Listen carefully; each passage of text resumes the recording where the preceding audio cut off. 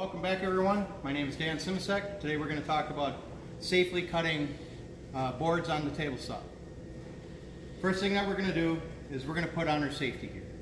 We have the hard hat, safety glasses, hearing protection. We're going to save the hearing protection for just a little bit, and our hand protection.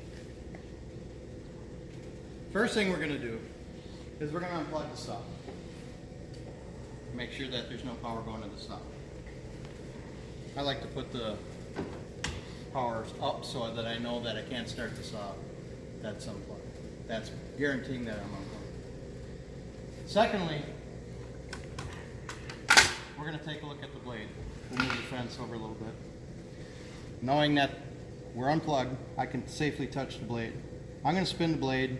This assures me that there's nothing obstructing the blade, and I can visually inspect that there's no teeth missing the blade. The blade spins true. There's no major twists or bows to the blade. We have our riving knife on and the anti-kickback fingers on it, so we're safe there. As the blade guard is off, we'll take our board and we can set our saw to height at this point in time, showing that our gullets of the blade are just protruding the material, so we're at a safe height. It's efficiently going to clean out all the material. We're going to start setting up the saw back the way it should be. Now we can plug the saw back in.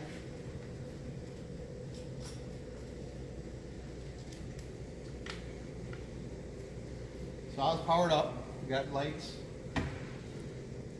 We'll move the fence over to our desired thickness that we want to rip. We'll just set the gauge to 2 inches. Inspect our material. There's no major bows, twists, no cupping, so this board doesn't rock or anything. We can just run it straight through. We're going to don our earplugs now at this point in time. Now, to safely rip this board, I'm going to place my left hand on the left-hand side of the board, and I'll be pushing with my right hand as I push it towards the fence.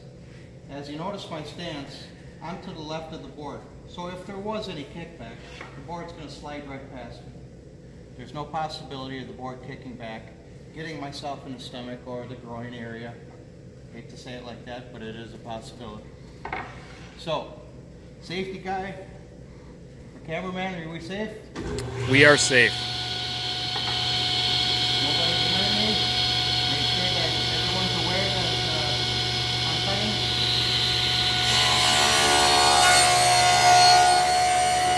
My push stick right here.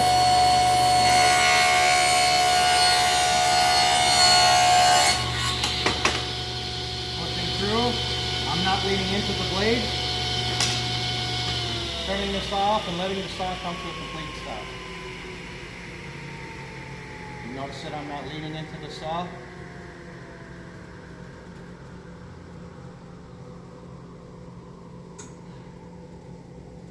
And as the saw stops, now I can safely reach over and grab my board.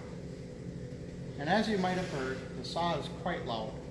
And I'm inspecting the board. There's a little burn here, so that's just telling me that the saw is a little dull. So that's how you would rip. We are going to cross cut now.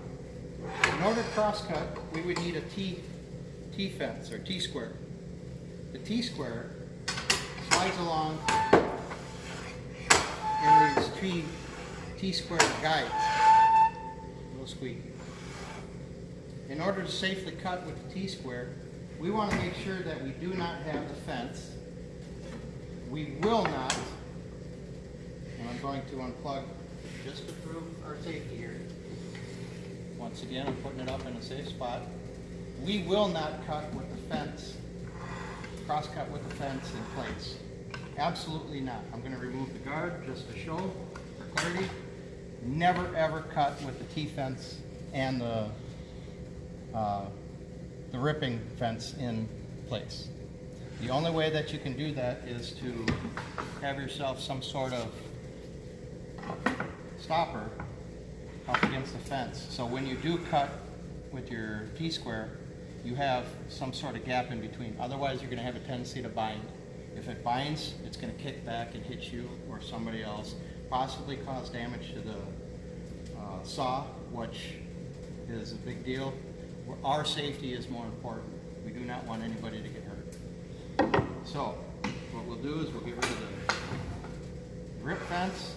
We'll put our safety guards back on. We'll move it forward. Plug the saw back in.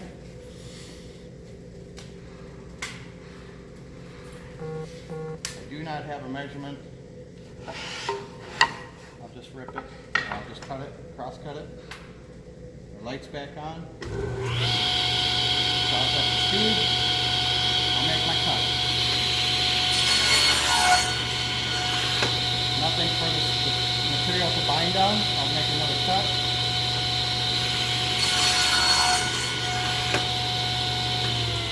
Once again, let the saw come to a complete stop.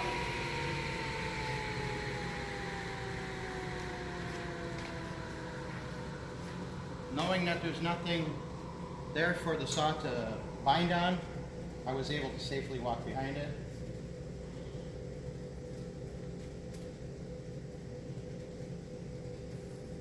The saw has stopped. There are my pieces. Now remember that we wore our safety PPE. We used the fence for when we ripped. We removed the fence when we cross-cut.